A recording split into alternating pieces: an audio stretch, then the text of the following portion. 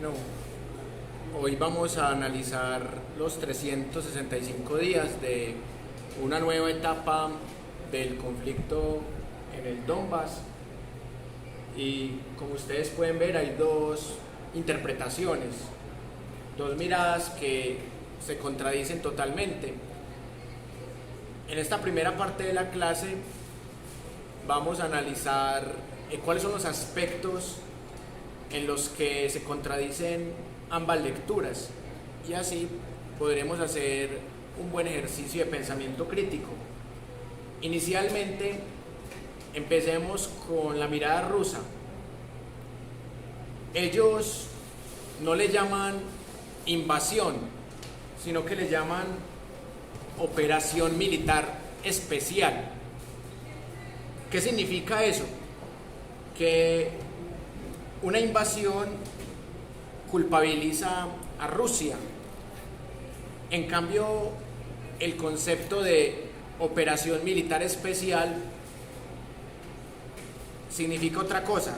O sea, que Rusia se vio obligada a tener que meterse allá. Entonces, es muy diferente cuando dicen invasión de Rusia a Ucrania a como dicen en el primer medio que analizamos, que se conoce como Actualidad Rusia Today, en donde dicen: se completó un año de la operación militar especial de Rusia en Ucrania. Una pregunta. Sí. Entonces,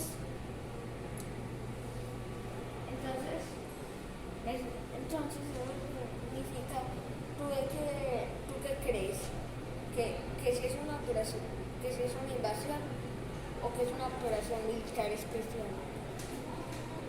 Bueno, acá no importa lo que yo crea, sino que vamos a tratar de mostrar hechos. Vamos a mostrar hechos, y a partir de los otros argumentos, ustedes van a sacar conclusiones de si es una invasión o si es una operación militar especial, o si no es ninguna de las dos, porque también existe la posibilidad de que ambas visiones sean sesgadas. Precisamente con lo que tú preguntas, da pie para que analicemos los otros elementos que encontramos en estas fuentes, y es algo bien interesante. Por ejemplo, ¿qué dice el punto número 2, Juanse? El 2, ¿qué dice? En el 2 dice, fecha de inicio. Según la versión rusa, dice que la fecha de inicio fue en el 2013 o en el 2014. Ese es un primer punto. Y en la versión gringa dice que ya hace 75 días, o sea que empezó el 24 de febrero. Exacto, miren, ahí está la primera trampa, que eso también lo vimos en la primera fuente. Hace un año a la prensa occidental no le interesaba ese conflicto. No existía ese conflicto para la prensa occidental, solamente la prensa oriental se interesaba en ese conflicto. ¿Por qué la prensa occidental no se interesaba hace un año por ese conflicto? Porque las víctimas eran ucranianos que hablan ruso, y los victimarios eran nacionalistas que estaban al servicio del gobierno ucraniano. Entonces a la prensa occidental no le interesaba. Pero a partir del 24 de febrero del 2022, toda la prensa occidental empezó a interesarse en esto. ¿Cuál es la prensa occidental? Los medios más conocidos, este que estábamos viendo, CNN, tanto en inglés como en español, DW, un medio alemán que también es pro-occidental y pro-gringo, Fox News. En el caso colombiano, RCN Internacional, NTN 24, Caracol, Semana. O sea que se metió Rusia, ¡pum! Ahí sí nos importa porque se metió Rusia. Entonces ya tenemos a Rusia como el victimario. Como antes el victimario era el gobierno de Zelensky y de la mayoría de presidentes que tienen ustedes acá. Esos son todos los presidentes que ha habido en Ucrania desde el golpe del Euromaidán. El golpe se lo dan a Víctor Yushchenko, a él le dan el golpe del Euromaidán. Miren todos los presidentes que ha habido. Ahorita lo leemos, papi. Papi, no le ponemos, ahorita lo leemos. Acuérdate que primero vamos a meternos arriba, ¿vale? Listo. La pregunta es, ¿qué Sí. pasa con los nombres tan raros? No, papi, porque son nombres eslavos. Entonces, así también como nos parecen raros, a ellos también les parecen raros los nombres de nosotros. Bueno, entonces, sigamos con la línea. Es muy sospechoso que a la prensa occidental, porque no solamente la prensa gringa, es toda la prensa occidental, solo les interesó la guerra civil cuando se metió Rusia. Más allá de que haya sido una invasión o una operación militar especial, solo les interesó hace un año. Hasta el 23 de febrero de 2022, de 2014, que empezó el conflicto, hasta el 23 de febrero de 2022 no les interesaba, no les importaba. Entonces, ¿qué nos muestra eso? Que la prensa está parcializada, y eso es algo evidente, de lado y lado. Pero más allá de que la prensa esté parcializada, también hay que mirar esos pequeños detalles, porque acá lo que importa es mirar cuál prensa es más sesgada y cuál prensa es menos sesgada. Juanse, ¿cómo dice el tercer argumento? ¿Cómo dice? En la versión rusa dice hermandad histórica, mientras que la versión gringa dice terrorismo. Son dos interpretaciones totalmente distintas. Y acá sí quiero que nos devolvamos un poco a los contenidos que se estudian en materias como pensar la historia. Hay una hermandad entre Rusia y Ucrania, histórica, porque fueron el mismo país, fueron 15 repúblicas que hicieron parte de un mismo país, que era la Unión de Repúblicas Socialistas Soviéticas. Entonces hay una hermandad histórica, y esa hermandad tiene que ver con algo que duró aproximadamente 70 años. La Unión Soviética fue un país que duró aproximadamente 70 años, un poquito menos. Entonces, esa hermandad no solamente se dio en esos 70 años, sino que es algo que viene desde la Edad Media. O sea, ambos pueblos tienen las mismas raíces. Entonces miren que en la primera fuente entrevistaban a un señor que hablaba mucho de eso. Es que vea, somos pueblos hermanos, físicamente somos muy parecidos, tenemos a veces el mismo idioma, porque muchos ucranianos hablan ruso también, tenemos las mismas costumbres, tenemos las mismas fuentes de energía, casi los mismos recursos naturales. Es como matarnos entre hermanos. La prensa occidental no habla de esa hermandad, habla de que hay una víctima y hay un victimario. La víctima es Ucrania, el victimario es Rusia, y el que está a favor de Rusia está a favor del terrorismo. Esa es una de las cuestiones que hemos visto ahí. Y el que está a favor de Ucrania es un patriota, es alguien voluntario, o sea, no es un neonazi, sino que es un voluntario. En cambio, desde la mirada rusa, los que están con Ucrania son neonazis. Y eso es una verdad a medias, porque no todos los que están con Ucrania son neonazis. Algunos sí, como los del batallón Azov. Y también hay voluntarios que en el fondo son mercenarios que están con Rusia, que son los de Chechenia, que son rusos que en algún momento también se quisieron independizar de la Federación Rusa. A principios de milenio hubo unas guerras entre Chechenia contra Rusia, Chechenia queriéndose independizar de Rusia. Pero ahora este conflicto hizo que los que antes querían separarse de Rusia ahora se hagan matar por Rusia. Entonces, en este conflicto vemos que hay mercenarios de diferentes países, hay hasta mercenarios colombianos y polacos a favor de Ucrania, del gobierno de Ucrania, y hay mercenarios de Chechenia, mercenarios que son, por ejemplo, de Serbia, que están a favor de Rusia, teniendo en cuenta la supuesta hermandad entre Rusia y Serbia. Bueno, entonces, ¿cómo dice el siguiente punto, Juanse, comparativo? En la versión rusa dice Sí. víctimas de Estados Unidos, Sí, ¿y cómo dice la otra versión? victimarios quiero que comparemos un poco este punto con el anterior, porque ahí podemos encontrar otra trampa. Si ustedes miran la historia de la Unión Soviética, eran países hermanos, no solamente por la ideología política o por las creencias en común o por los idiomas en común, sino porque estaban luchando contra un mismo enemigo. Inicialmente, ¿cuál era el mayor enemigo de estos países? La Alemania nazi. Entonces, hay 3 batallas que fueron definitivas en la Segunda Guerra Mundial. La batalla de Leningrado, la batalla de Stalingrado y la batalla de Kursk. Esas 3 fueron las que prácticamente determinaron que la Unión Soviética ganara la Segunda Guerra Mundial y que los nazis la perdieran. Les voy a decir por qué. Porque en la batalla de Leningrado, que ahora se llama San Petersburgo otra vez, hubo un cerco. Es decir, que los soldados nazis rodearon toda la ciudad.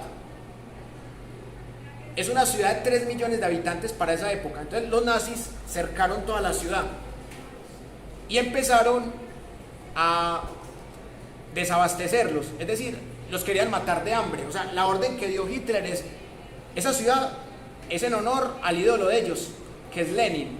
Entonces vamos a dejarlos sin agua y sin comida. Entonces los nazis creyeron que los soviéticos iban a rendir porque los estaban dejando sin comida. Y los soviéticos tenían tanto amor propio que ellos dijeron: no importa, nos morimos de hambre, pero de aquí no nos van a sacar y no nos van a ganar tan fácil.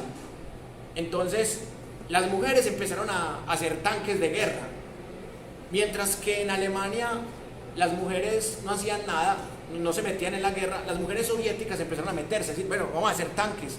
Los que eran francotiradores para matar animales empezaron a matar nazis siendo francotiradores. Empezaron a comer tinto con pan porque no había más, y lograron aguantar 3 años un cerco nazi. No sé cómo hicieron, pero entonces abrieron los teatros, los conciertos. Entonces la gente moría de hambre mientras que veía algún arte cualquiera, una obra de teatro, un concierto. Entonces el amor propio era lo único que tenían. Entonces decían: vamos a perderlo todo, pero no perdamos la dignidad. Entonces Hitler dio la orden de atacar la otra ciudad simbólica que se llama Stalingrado, solamente por el nombre, porque Stalin era el enemigo de Hitler. En Stalingrado Hitler dio otra orden: no cercar la ciudad, sino meterse de lleno. Ese fue el peor error de Hitler, meterse a Stalingrado, porque los cogió el invierno y no llevaron la ropa necesaria para soportar el invierno de Stalingrado. Otro error, que no conocían la geografía del lugar. Entonces la gente se escondía fácilmente entre los escombros porque estaban bombardeados y la gente los cogía a traición. Otro error, no sabían que llegaban los mercenarios de Liberia, que estaban a favor de los soviéticos. Entonces los mercenarios que iban llegando, o que llegaban de los países bálticos, porque se voltearon, los países bálticos se dieron cuenta que la pasaban peor con los nazis. Entonces fueron cercados los del ejército nazi. Esa batalla duró 6 meses, pero todos los nazis partícipes de esa batalla o murieron o quedaron como prisioneros, quedaron con 100.000 prisioneros. Entonces ahí fue cuando aprovecharon para utilizar los tanques que habían construido las mujeres, y con esos tanques empezaron a superar tecnológicamente a los nazis, y así fue como ganaron la siguiente batalla. Y después de eso los nazis solamente huían, los hicieron retroceder, y retrocedieron tanto que los arrinconaron en Berlín, y en Berlín fue la última batalla en donde ya quedaron derrotados del todo. Por eso los soviéticos son los primeros que llegan a Berlín. Y a los gringos les dio mucha rabia, porque los soviéticos llegaron primero. Pero es que son muy conchudos los gringos, porque ellos querían mostrarse como los grandes ganadores, cuando ellos sí fueron importantes, pero no fueron tan importantes como los soviéticos, porque los gringos sí colaboraron con armamento y con abastecimiento, pero los que pusieron la carne de cañón fueron los soviéticos. En la Segunda Guerra Mundial murieron 50 millones de personas, más o menos, y de esas 50 millones, 27 millones eran soviéticos, o sea que más del 50% de las muertes fueron soviéticas. Entonces ellos fueron la carne de cañón, y los que más aprovecharon esto fueron los gringos, porque fueron los que menos vidas perdieron y los que más territorio ganaron. Pero les quedó la piquiña de que los soviéticos llegaron primero a Berlín. Entonces de ahí viene esa bronca con los rusos. Es una bronca entre los gringos y los rusos.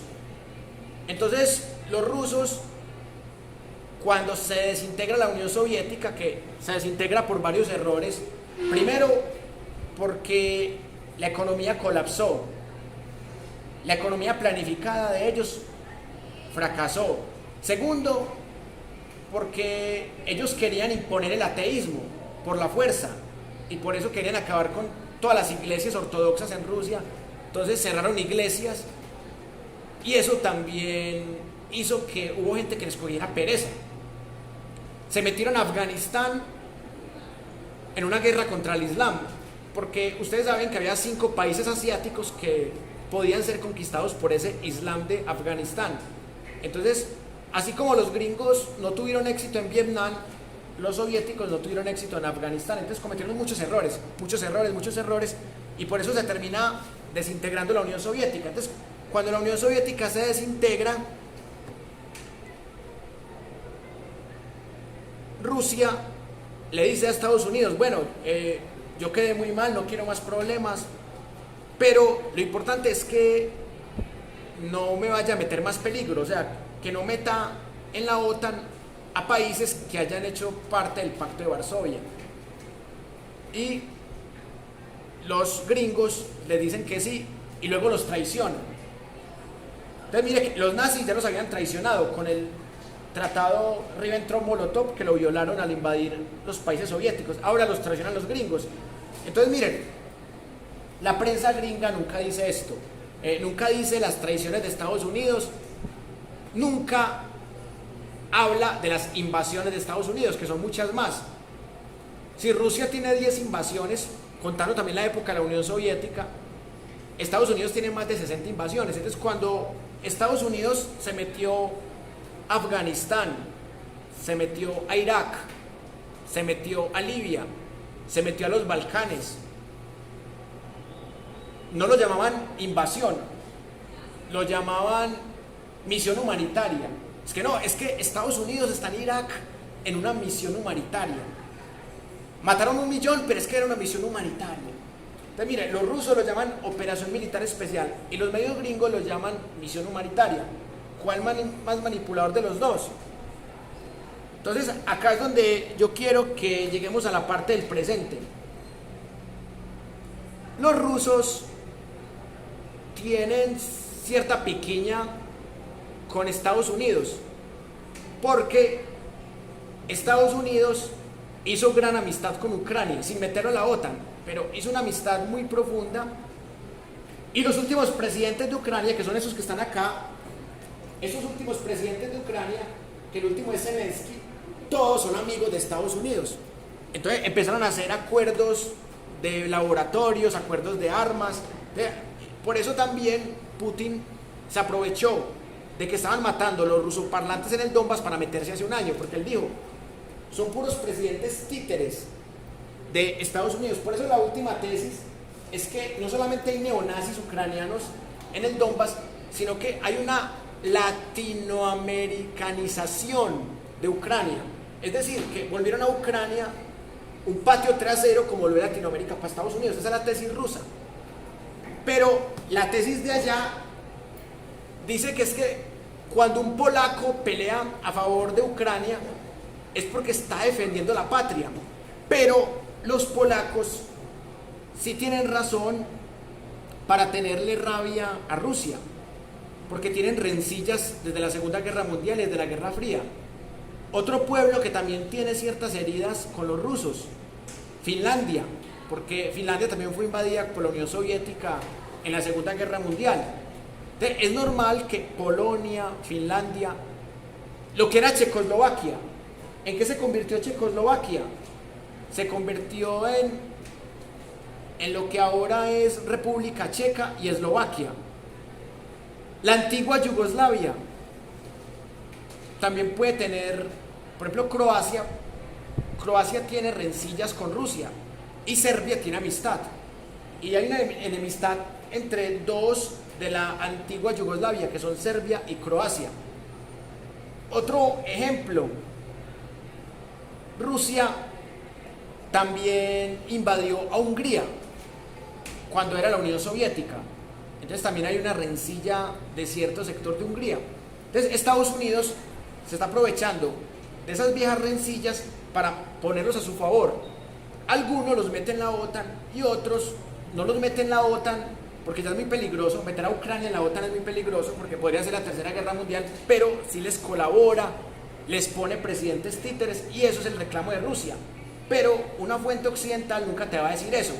Así como una fuente rusa nunca te va a decir que Putin tiene algunos comportamientos dictatoriales, ni nunca te va a decir que es una invasión. Entonces ahí es donde está el pensamiento crítico, de comparar las dos visiones y sacar conclusiones. Bueno, teniendo en cuenta esos 6 aspectos, falta uno por profundizar, y es que ¿de dónde nace el batallón Azov? ¿Y por qué lo comparan con los paramilitares en la versión rusa? Porque el batallón Azov fue un ejército que se legalizó en esta guerra en el Donbass y que mató a la par con el ejército ucraniano. Por eso dicen los de Rusia que hay neonazis que se les metieron. Y ya saben ustedes la carga semántica que tienen los nazis en Rusia. Sí. Una pregunta. Sí. Aparte de todo esto, ¿por qué ustedes no les explican eso los veteranos? Ah, no, eso es para que se entretengan y no se aburran tanto. Eso lo dicen para que se entretengan. Vea, entonces... Antes me aburro. Ah, no, entonces me salió el tiro por la culata. Bueno, entonces ya para que redondeemos este tema y pasemos al segundo tema, miren, es una guerra de cuarta generación. ¿Y por qué se distinguen las guerras de cuarta generación? Uno, hay gran papel desinformativo de lado y lado. En este caso hay más desinformación del lado occidental, como hemos podido ver. Segundo, es una nueva guerra fría, porque siguen estando ahí los países más poderosos del mundo. Es una guerra civil, porque hay ucranianos que están a favor de Rusia y hay ucranianos que están a favor del gobierno de Ucrania y de Estados Unidos. ¿Cómo se llaman? Los que están a favor de Ucrania. ¿Cómo se llaman los ucranianos que están a favor de Rusia? Se llaman los separatistas de las repúblicas populares de Lugansk y de Donetsk. Los separatistas están a favor de Rusia. Sí, y eso no lo muestran los medios occidentales. Hay algunos que estén a favor de Ucrania. De pronto los rusos exiliados, los rusos que tienen de pronto broncas con Vladimir Putin pueden estar con Ucrania también, así como hay ucranianos que están a favor de Rusia, porque esto es un tema ideológico. Recuerden que, y con eso quiero terminar, había un ídolo que se llamaba Stepan Bandera, que es un ídolo que ha construido la Ucrania antirrusa.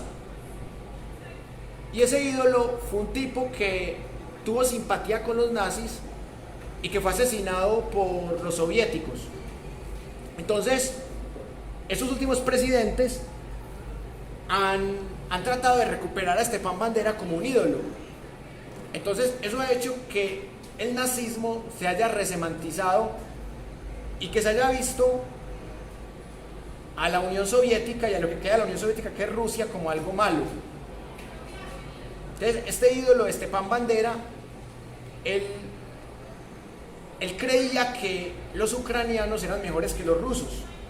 De ahí viene ese espíritu nacionalista. Entonces, más que un espíritu neonazi, es un espíritu de superioridad. Entonces, se han hecho chistes, se han hecho memes, comentarios en donde el ucraniano es el europeo verdadero y el ruso es el inferior, es el asiático. El ucraniano es el limpio, el ruso es el sucio, el ucraniano es el bueno y la víctima, el ruso es el malo y el victimario, el ruso es el alcohólico, el ucraniano es el juicioso, el sobrio.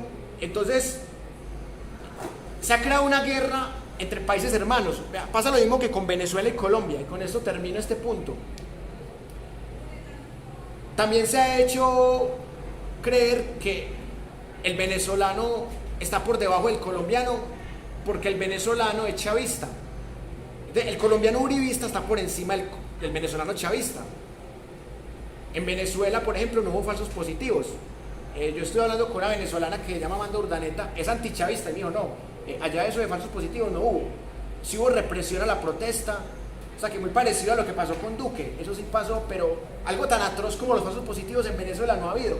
Pero la retórica occidental trata de mostrar que es que la dictadura es Venezuela, y se inventan una palabra despectiva con el veneco. Y Venezuela y Colombia son muy parecidos a Rusia y Ucrania. Muchas veces uno no distingue entre un colombiano y un venezolano por rasgos físicos. Bueno, y también porque en Colombia hay cultura caribeña, una cultura caribeña o costeña muy parecida a la cultura venezolana. Entonces a veces uno no distingue bien entre un costeño y un venezolano, a veces puede pasar. Y eso pasa entre Rusia y Ucrania. Son países hermanos que a gente se